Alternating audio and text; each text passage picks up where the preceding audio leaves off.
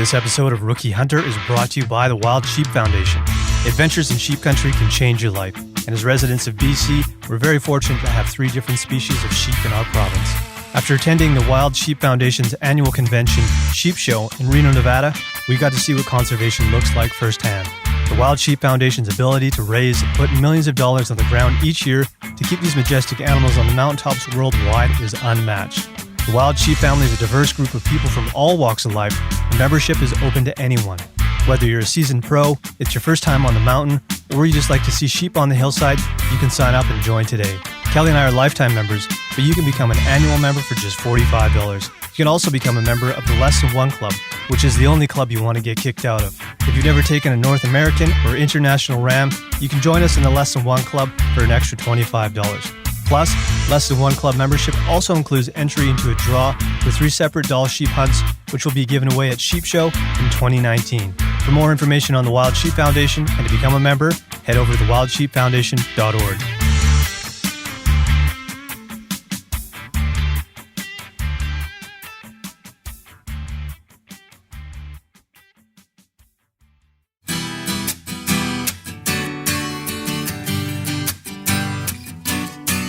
Hey guys, welcome to episode 95 of Rookie Hunter.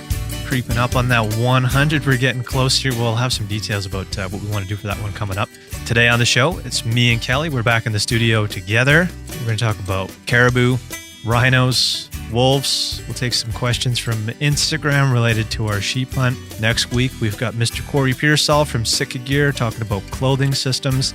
I think you guys are going to find that one interesting, especially all you gear nerds out there. Please, if you've been listening to this podcast for a while and you're enjoying it, we very much appreciate 5-star ratings and reviews up on iTunes. It just helps more people find the show, increases our visibility. So if you haven't, please head over to iTunes, leave us a rating or review. We really appreciate it, guys. If you want to find out more about us, if you want to stream past episodes, you can go to the website. It's theRookieHunter.com. All kinds of good info up there, including our gear list and all that stuff. Also, don't forget to support our sponsors, the Wild Sheep Foundation. Become a member, thewildsheepfoundation.org. And, of course, North Arm Knives. Go to northarmknives.com and get yourself a blade. Well, let's get into this episode. Sit back, relax, crack a cold beer, and enjoy episode 95.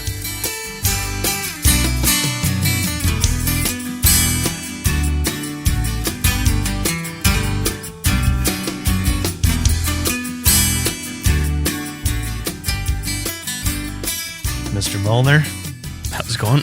Good. It's been a while since we've been in here. Yeah.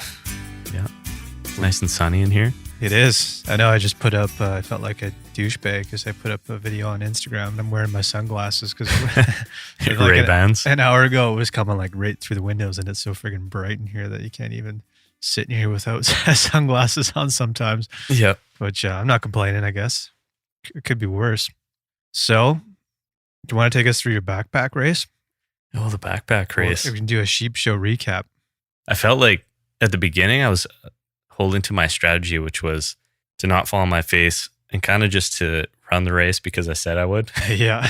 I wasn't planning on winning. But then, like you'll see on the video, like kind of took it easy going through that first mouse trap and the other dude bit it. I think everybody thought that was you that bit it. Yeah, no, that was the other guy. You could tell because he's twice my size. So he bites it. And then at that point I was like, oh, I can actually like win this thing. Yeah. So I book it through the tires and the other mouse trap, run up the stairs, back down, and then he's catching up to me, right? And what I should have done, because there's a couple obstacles you have to do like an S turnaround. Yeah. And we started like kind of pushing each other at that point. Look, we're neck and neck. And what I should have done was I should have just took a left and ran around all those obstacles. Right. And then we would have been side by side going back to the starting line, but I didn't. And I tried to follow the course and got super off balance. And I think what's deceiving to people that haven't run that race, myself included when I watch you, is you don't realize how heavy that pack is. Yeah, it just like pulls you from whatever like direction you're leaning, if it's forward or to the side, it's going to like pull you over that way for sure. Yeah. I mean, it's at least 40 pounds of salt and water. Yeah. Because it was like dripping all over the place too.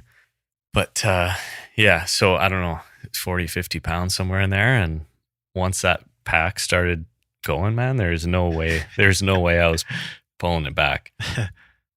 Nice. I actually, right at the last second, I turned enough where the pack seemed to take the brunt of the impact as opposed to my shoulder, but That's good.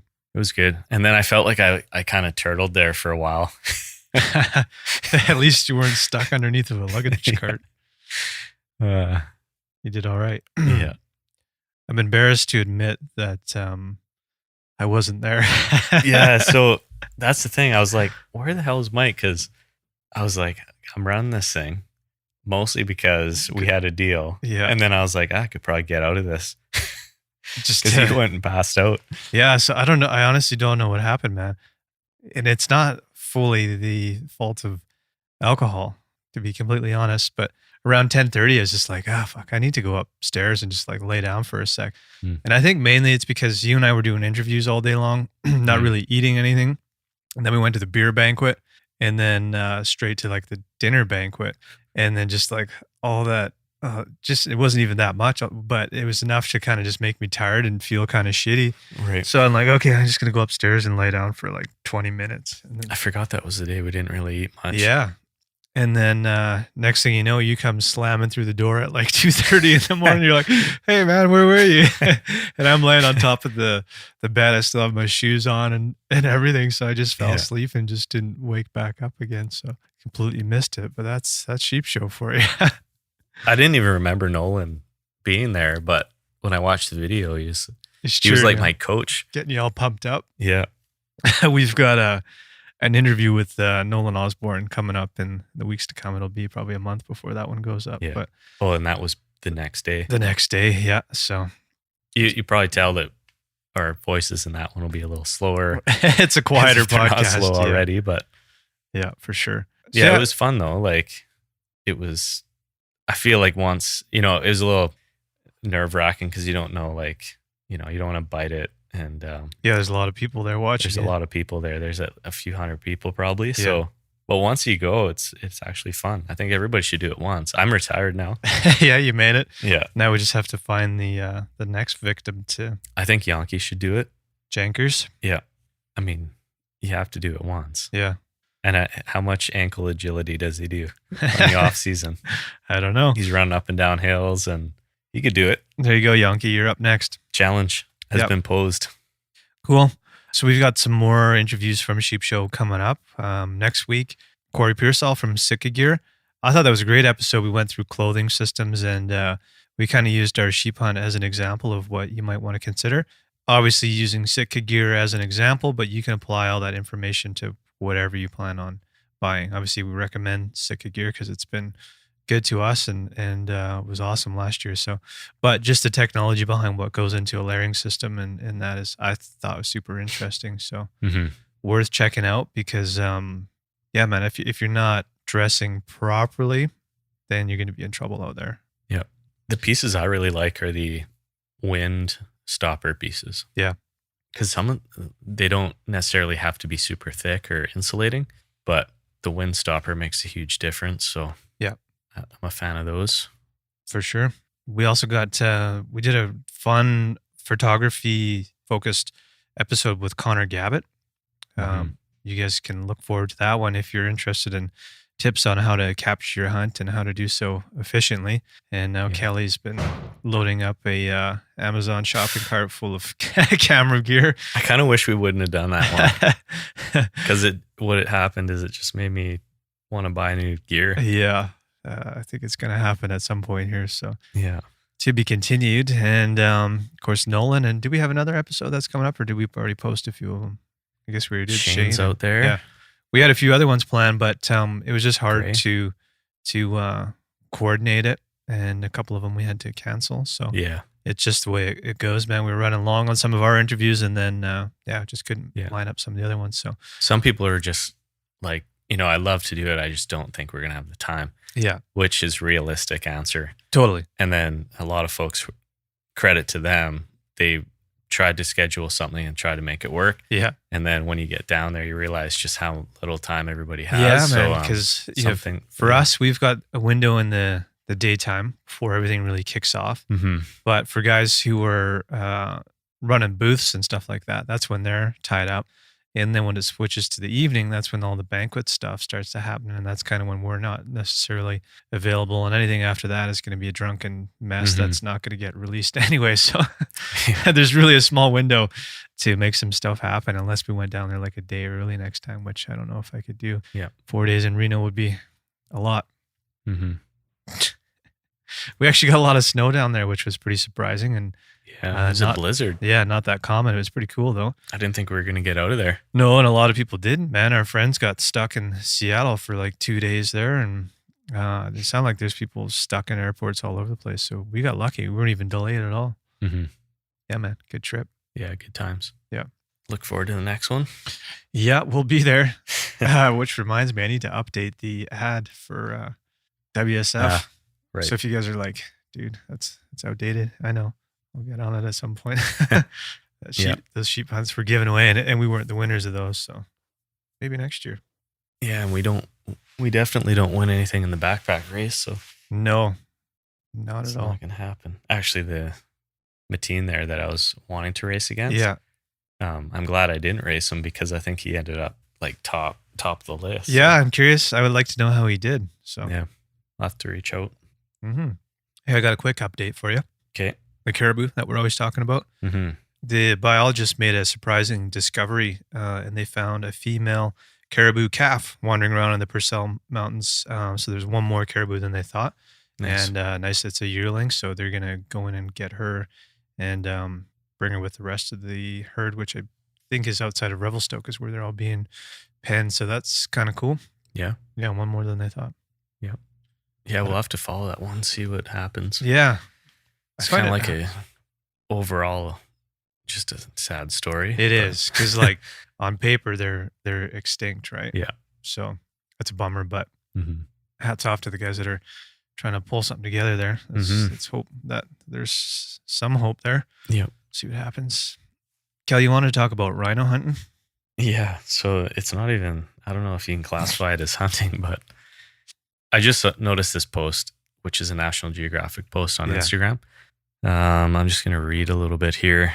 So it's called Rhino Dart hunting, which involves a client shooting a rhino with a dart full of vitamins, a legal activity requiring a threatened or protected species permit issued by provincial wildlife authorities. The vitamins have no effect on the rhino whatsoever other than pissing it off. A vet who is on the standby then pursues the rhino and fires a second dart filled with tranquilizer. The hunter is then taken to the rhino, poses for trophy pictures as if he were to have killed the rhino. Then the rhino is photographed and measured. A taxidermist makes a fiberglass replica for the hunter's trophy room. The rhino is checked by the vet and set free. This type of hunting is now recognized by various hunting associations as a kill hunt. The hunter can include it in his Big Five tally and enter it into the record books and hunting competitions in the darted rhino category. What are your thoughts on that? I don't know, man. There's a lot to consider in that one. It sounds like a Twilight Zone episode. Yeah. Takes me back to our last episode with Shane Mahoney. And is it good or bad for conservation? I don't really know, because if they elaborated on that, so like say this is something that the biologist needs to do, or the vet, whatever, they need to go in and dart these animals anyways, whatever, do studies on them, check their overall health. If that part of it benefits and it's something that's going to be done and these guys can be involved in that, then I think that's cool. The trophy side of it, I can't wrap my head around that. Just like, to me, that's fucking weird. But I don't know, man. If there's some benefits there, then go for it, I guess. Yeah. Here's the thing is that came to mind is that if for some reason you and I weren't able to hunt, this is a question I should ask you. What would you do to sort of fill that gap? So say all of a sudden tomorrow it's like everything's declining really fast. We don't know what the fuck's going on. We can't hunt anymore. I'd still want to be going out there and doing stuff. Yeah. Right? I would. My first thought is photography. Yeah. Like shooting animals with camera. Having said that, I think that if I was doing that, I should have to pay into conservation somehow. Right. And I'd also want to be, having gone through what we've gone through, I'd want to be more involved with like ranches and farms and food, right? Like regardless whether or not I was getting it hunting or I don't know. Yeah. So my thought is I'd love to be out there collaring animals. Yeah. Right. Conservation based. Yeah, things. exactly. So still being going out there to be in, because pursuing wildlife for us is just, it's all part of it, Mhm. and you learn so much from doing that. But if you go out there and be doing counts and collaring and all that kind of stuff and make a positive impact on species at risk, then that's cool. I don't need a fiberglass like Yeah. mock-up of something I darted, though. I'm okay without that. Yeah. I feel like this story kind of, The way it's written is goofy, right? it is goofy. And I also think the whole thing is a little goofy. It's, yeah. But it brings so many discussion points together because on the one hand, I totally agree with you that if there's a conservation benefit, Yeah, go for it. then that's a plus. Yeah. Because if it's bringing money to the region, to the animals, you have to consider that as a plus. Yeah. On the, just on the, moral hunting aspect though, I don't even know if you could call it hunting. To me, hunting is about sustenance and sustainability and the adventure too. I know this probably ticks the adventure side because that's what they want. Totally. And there is a plus there's obviously a plus that these are protected animals and they're not killing them. Yeah. Which I don't think they should be doing in the first place anyways, unless there's a management structure behind it. Mm-hmm. But I don't know. There's just something weird about it. The weird part for me is to be able to take a photo and get a replica made and put it in your house. And I don't know. It's just, it's weird, man. Such a phony. Yeah. It's just phony. I'm not a fan of phony. Yeah. It's a strange thing to have as a goal. To each their own, I suppose. To go back to your point though, if it was mule deer that we couldn't hunt. Yeah. And we could go out there with conservationists and you could kind of take part in that, whether it's the tranquilizer or, I just wouldn't go as far as I want a replica of it as if I killed it and I want a photo of it as if I killed it. That's where the disconnect is for me. Yeah. I wouldn't mind a photo of here's the work that we're doing. Putting a collar on a deer. Yeah. Being like, hey, this is kind of what's happening. This is what we're doing to help the guys. And then that's cool. Yeah.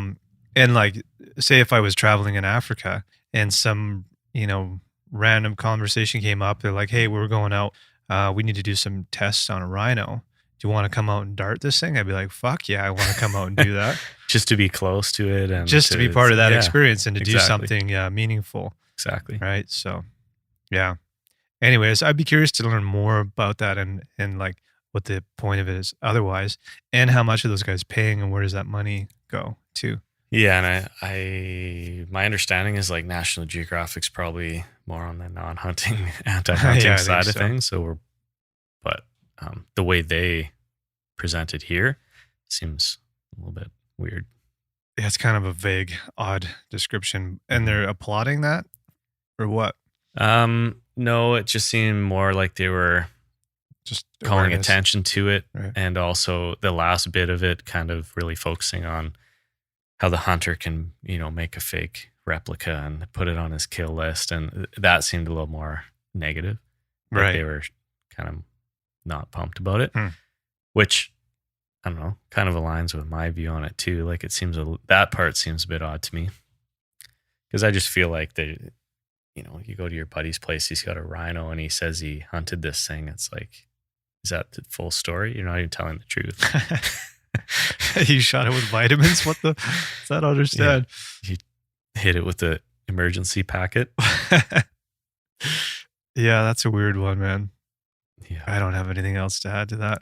I feel I know everybody hunts for different reasons.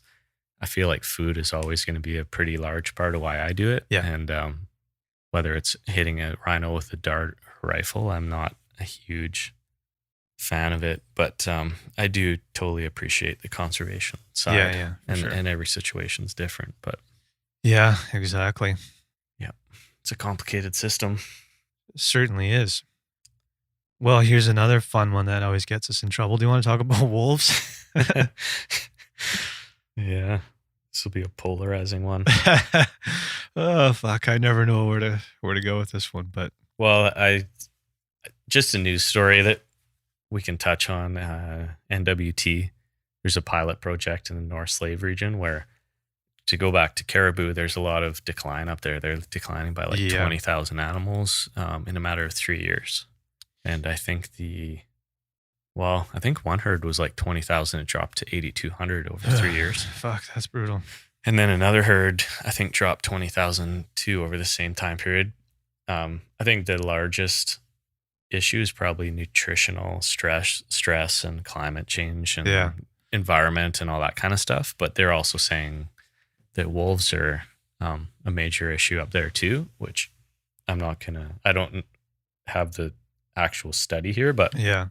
because wolves are also a part of the issue in this region. And they've already had this bounty, but they've upped it by like 2 times. So there's kind of a system where you have to check in, and it is based on a management region, but you can hunt wolves and they'll pay you, I think it's 600 or 1650. So, like over $1,500 per wolf. Wow. But you have to, take the hide and turn it, and it has to be in pretty good, like really good shape to get that full price. Because what they're going to do is obviously for trade and all that kind of stuff. But so yeah, it's a pretty hefty reward, but it has to meet taxidermy standards. And it sounds like there's a lot of trappers and stuff that are going to get involved because they have to offset some of their losses in some other areas is what I was reading. But the thing that I always go back to with the wolf coyote problem is some of the studies we read, at least the BC one, said that you have to reduce wolf populations by like 70% over numerous years, several years, to have a significant rise in the prey population. At least that's what I remember from that BC study. So I don't know. I mean, I guess as one method of attack to try to help some of these caribou, I don't have the full background, but it could make sense. On the other hand, if the idea is to kind of push, we need to kill all the wolves, then you kind of have to hit that 70% mark to have the effect on the goal, is my understanding. And continue it past that point. And continue it for quite a long time. So I don't know. And that's where the helicopters and everything start coming in. Yeah. So, yeah, man, I don't know. I have my thoughts on it, but I can't really comment on it because I don't know the science behind it. Yeah. I mean, this is more something I kind of just stumbled across. Actually, one of our listeners sent this over, so it might be something we want to follow. Yeah, there was somebody was recommended to talk to us, and they said, I'll come on if you guys want to talk about wolves. So maybe we should line that one up. Mm-hmm. I don't know, man. I struggle with this one because I always bring it back to that mule deer presentation that we went to. And short term, there was a bit of a change when you minimize the predator population, but long term, it just kind of bounces back. So I don't know how you stay on top of it. But I'm all for helping caribou. So yeah, I just don't know the science behind this one. Yeah, for sure. Yeah. It's a lot of money for a wolf, though. That is a lot of money, man. And I guess if there's fur traders and stuff up there that are struggling, then that's good for them. And I don't know. Yeah. Something we can maybe look into a little further and follow. Yeah, for sure. The caribou hitting all the headlines, eh? Yeah, they sure are. Poor guys. Yeah. Having a rough time. I thought it was interesting when Shane went into the kind of long cycles, like the cyclical nature of caribou, and how they kind of dip and then they come back. Yeah. They dip.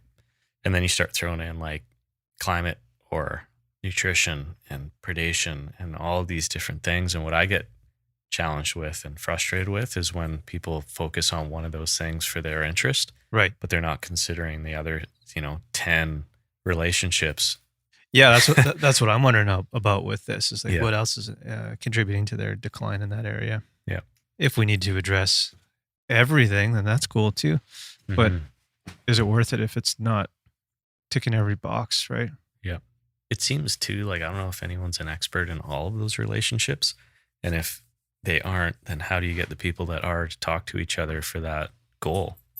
Yeah, exactly. It's a very difficult thing to get everybody aligned like that, but I don't doubt that there has to be some committees and things out there that are kind of working towards that for some species. Yeah, hopefully, man.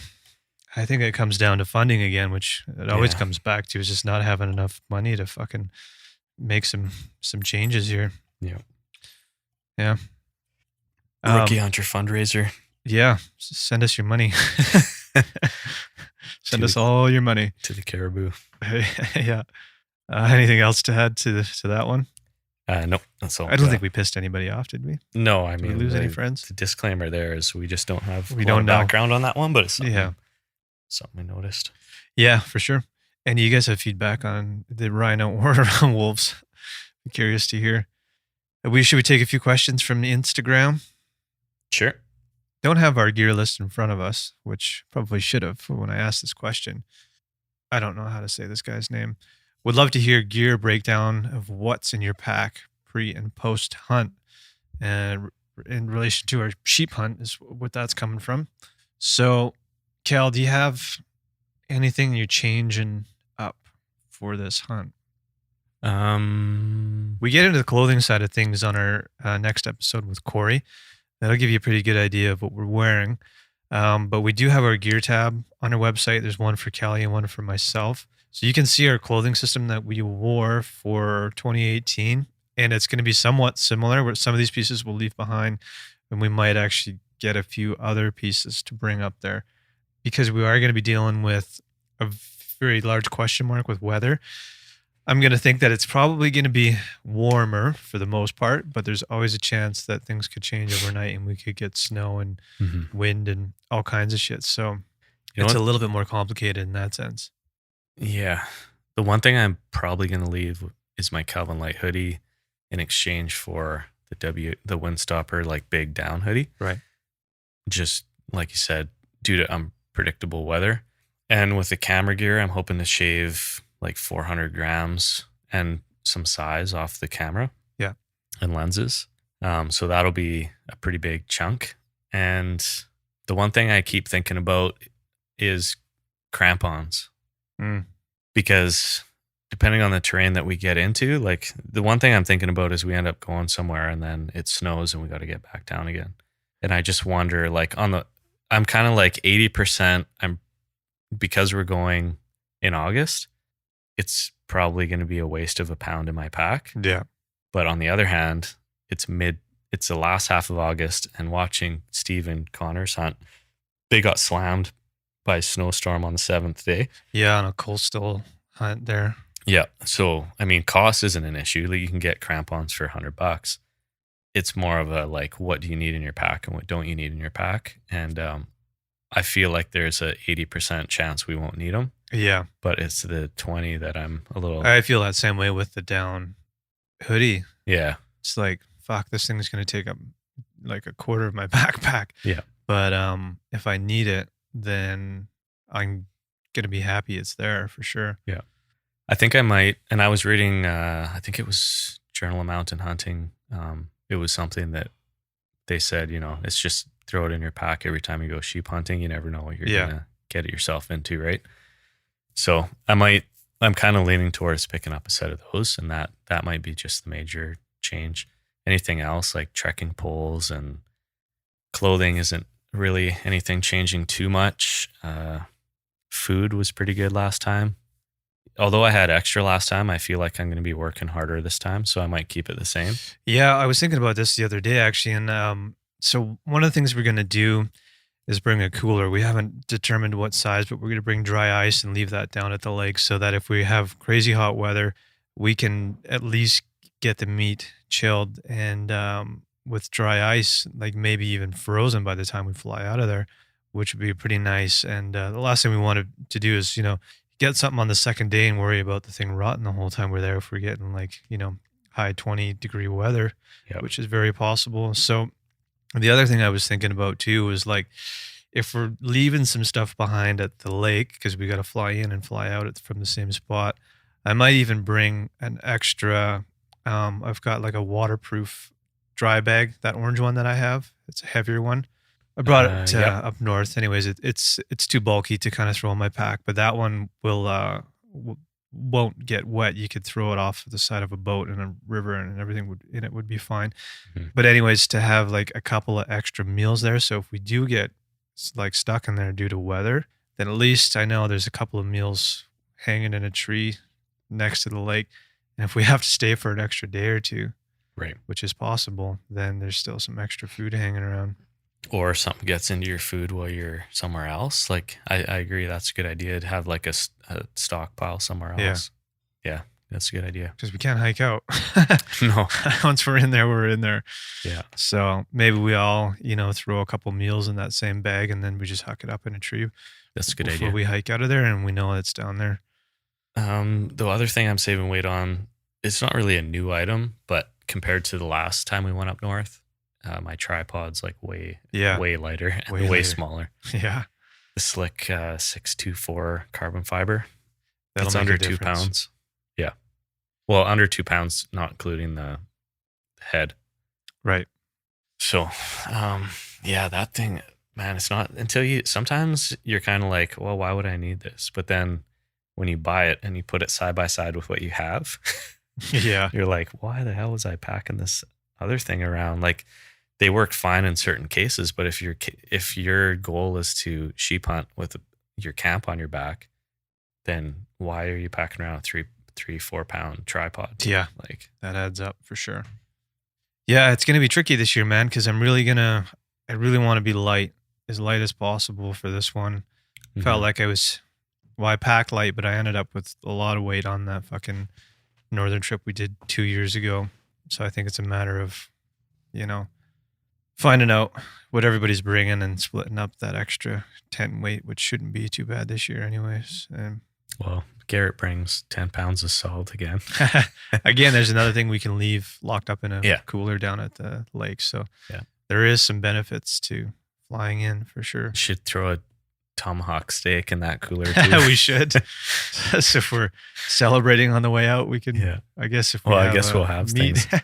That's if we're not celebrating. Yeah, exactly. Uh-huh. A sad, depressing party on the way out. What was I going to say? Oh man, I totally lost it. I don't know.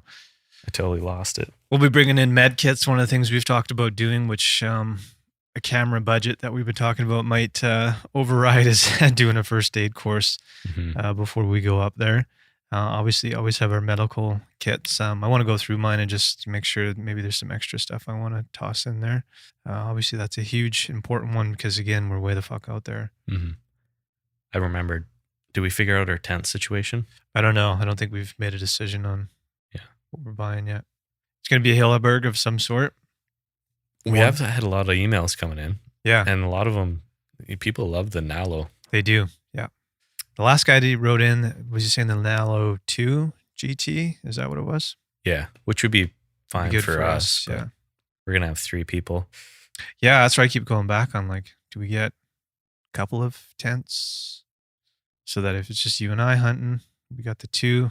If it's 3 or 4 of us, we got the 4, and all that extra room for extra recording gear and camera gear and all that kind of stuff. I think if you went like with a 3-man or a 4-man, they're going to be the same price. So you could do one or the other, and then we could get one more, 1 or 2-man. Yeah. For like, if we want to go just the 2 of us somewhere closer, right? Yeah, that's what I'm thinking. So we have to figure that out soon, though. So we'll have an update on that hopefully within the next month here. Because that's the missing piece at this point. I don't think there's anything else we're missing. Can you think of anything?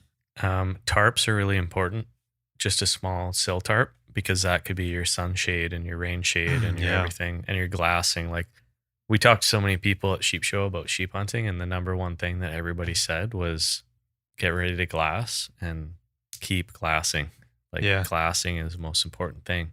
And then Peter was mentioning, it might be a good idea to bring a sun hat or something, because if you're there in a sunny day in August, your neck will get fried, and the days are way longer up there. Yeah. So we're used to hunting in the elements, but it's usually battling cold.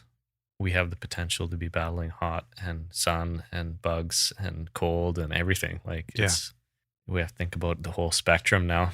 Yeah, pretty much. It's kind of cool. Yeah, it is for sure. But a tarp is always a good idea. And Norris fell through mine, so I have to do a full check to see if there's no claw marks in it. I think it's okay. Yeah. I think because it just drops so quickly that there's probably no harm done to it. That's hilarious. That day didn't end so well for Norris. No. Yeah. as far as gear, anything else special you're thinking? Not off the top of my head. I think that's Yeah, like I said, that check out the gear page if you guys want to see what we got. Are you gonna do some homemade meals, or are you thinking of going all? I might do some. Well, the one thing I know is what meals I like and I don't like that are packaged. Yeah. Yeah, I don't know. It'll for me, I think the weight, size, calorie count is going to be very, very important for this because I agree with you. I want to be as light as possible. Yeah. And if I can do that with my own meals, then fine. I would love to. But if I can't and I feel more comfortable with the kind of more the calorie count side, I might just go with the package. Like, Yeah, I'm definitely going to do my own. I know for the moose hunt, part of the reason why I wanted to bring up dehydrator meals that I made at home was to kind of get a feel for those ratios. And I know that I brought way too much pasta. Like it was enough me to, too. I was feeding Kevin and I with those, right? And with some of those mountain houses, those are 2 meals in them as well. Like there's always way more food than you needed. So I think what I'm going to do is, again, prep some of those, make them, see how much food that feels like. Because you can't eat all that pasta, man. There's no way. Yeah. So to get Turns that out down, a cup of pasta macaroni is that's like a lot. You feed 4 guys. Yeah, exactly. So I think I'm really going to dial in my meals, kind of practice that throughout the season. If we're hiking into some areas, say for the bear hunt, I'm going to use that as an opportunity to work on those meals and make sure they're dialed in. And this food is important to me, man. When you're out there burning calories all day long and, tiring yourself out, I really want to look forward to a good meal at the end of the day. And I don't want to just eat food for the sake of getting calories. I want to enjoy it too. So, yeah. So There are some good packaged ones, but there is also a couple not great ones. yeah. Like when we were up there, I agree with you. But if you don't want to make your own, there were multiple nights and most nights where I was actually, happy and it was comforting and like good meal. Yeah. It was just like the 1 or 2 that kind of kicked me in the junk after hiking all day. Yeah, for sure. You get back and you don't like your dinner. It's like, it's already hard enough. Yeah, exactly. But choke down some shit, but it's food, I guess. So yeah. But yeah, anyways, man, I'll keep working on those. I just feel like it's not really that hard. You just throw shit on the dehydrator. It does all the work for you. Yeah. And then you just weigh it and throw it in a bag. Yeah. Done. It's kind of fun, I think, just to do the prep and like lay everything out. And I don't know. Yeah. It's good if you're into that kind of thing. If you don't enjoy it, then don't bother with it. But I kind of like the koozie. I made that little koozie out of the windshield sun blocker. It's just an insulated thing. You throw your pot in after you. Because the thing with those is you don't have the aluminum or the foil bag where you close it up and let it sit, right? So you end up cooking in your pot. Throw it in this little koozie that you can make at home and you let it sit there for 20 minutes. You open it up, it's hot and fully cooked and you're not wasting all your fuel. Yeah. I don't mind burning the fuel because I feel like I've always got way more fuel than I need anyways. Yeah. And I'm typically within 10 minutes have a meal ready. Right. It doesn't take that long. It just has to sit there a little bit longer, but if it's freezing cold out, then it's a different story. Yeah. So, but that thing is a good idea. That one. Yeah. I know you don't want to have too much, but you don't want to have too little either, because if you run out, then you're kind of fucked. And it's nice to have some of those little luxuries like the Primus lantern that you can throw on and then you can just let it run. Yeah. So it's nice to have extra fuel, but yeah, it'd almost be worth it to pack just a separate fuel canister for that one and just dedicate it to light. And when you run out, you run out. Yeah, bring one of those big ones for that. And then, because that does burn quite a bit. It warms up the tent too. And I mean, you don't want to use it too much in a closed up tent. No, be careful with that one. Yeah. So, yeah, I can't really think of much else. We'll update our packing list as soon as we get some of these final pieces, and we'll start trying them out through April, bear season. That's coming up real quick here. Yeah, I was just thinking that. It'll be another couple months. I'm heading up to the Yukon next week, so I'll get to use that down hoodie, which will be sweet. Yeah. It's like, I was looking, it's like highs of minus 18 up there right now, so definitely going to be bringing that one along. Yeah. And I think a new pack might be part of the equation, even though I said I was sticking with the Fjall Raven. Yeah.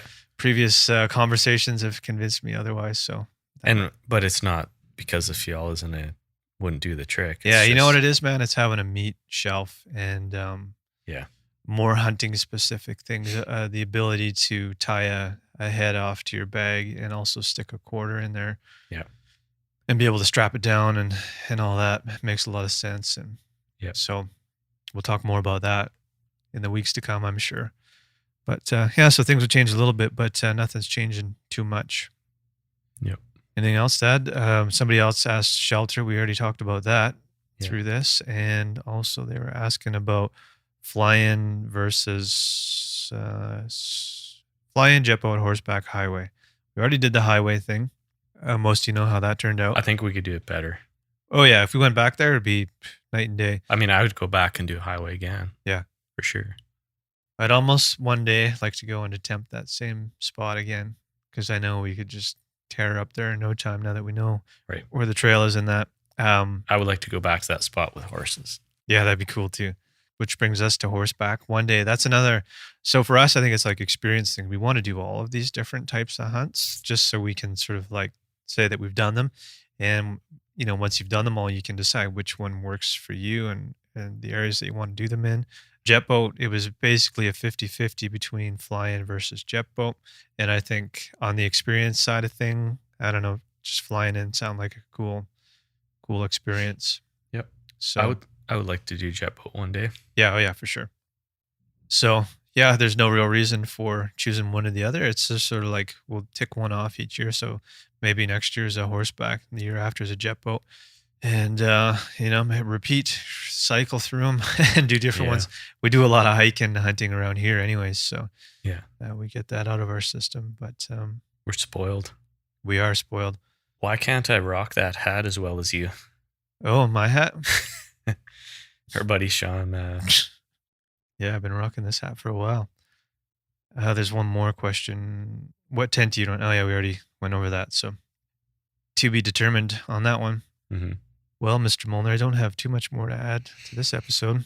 Nope. I think maybe we should catch a little bit of the. There's still some sunshine out Yeah, there. I went so- for a hike this morning. It was fucking beautiful out, man. Yeah. There's the birds have returned now. Like we actually got a lot of snow and it's still cold out, but the sun's out and the birds in the trees chirping away and stuff, man. It's makes you feel like spring is coming here. So that's exciting. It's still cold. Like it's been cold for so long, and it was so warm for so long. Yeah.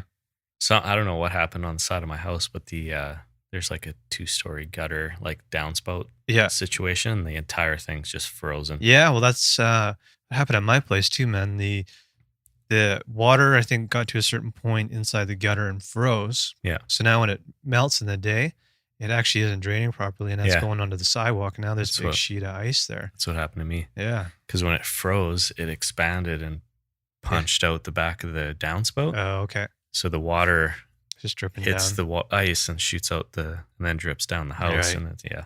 So I'm going to go home and wrestle with that for a while. Yeah, I might have to wrestle with my ice too. There's one more thing that I just want to draw people's attention to. And Mike Hawkridge hinted at this to, maybe that wasn't on the episode we did, but we were talking to him about it. And it's the spraying that's being done in BC, which is disgusting. I think it's been going on for a while, but it's sort of just attention being brought to it. And there's some guys, I think it's called Stop the Spray in BC. They're really pushing this to make sure this stops. But what they're doing is it's aerial spraying of herbicide for forestry. It's used by forest companies to kill aspen and other broadleaf plants in areas that have been logged and replanted with trees for commercial use, such as Douglas fir and pine. The chemical treatments that they're using them because they're less expensive and require less manual control. And so far, so they say there's been about 17,000 hectares of forest land that are sprayed each year. So I think this is disgusting. They claim that these herbicides break down within months, but they've actually been doing some tests and they're finding it in the root systems and within the leaves, which means these this food that we're calling organic is actually eating stuff that's been sprayed and is holding on to those herbicides and shit. So I think that's pretty fucked up and something that needs to stop here. So we'll do some more reading on that. And I think we need to get somebody on the show, Kelly, to talk about this because I don't think it's cool. And No. it just makes me think of where our moose hunt was and what a disaster that place is as far as commercial logging goes. Mm-hmm. That's not a healthy ecosystem. No. Yeah, I don't know who to talk to about it, but I know. So You do? we'll line that up. Yeah, and Mike's got a contact for us. Okay. So anyways, we'll talk more about that, but I just thought people should know about it because it's actually making headlines in sort of your, our big news channels in British Columbia, and people are starting to find out about it and aren't happy about it. So mm-hmm. that's not cool.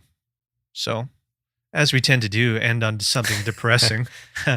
Next week, you guys can look forward to our chat with Corey Pearsall from Sitka Gear. Yep. I really enjoyed that one. So. Like we say, if you made it this long, Yeah, that's what you get. All right. Cheers. Okay, cheers. This episode of Rookie Hunter was also brought to you by North Arm Knives. North Arm Knives are handcrafted and sold directly through a father and son team right here in British Columbia.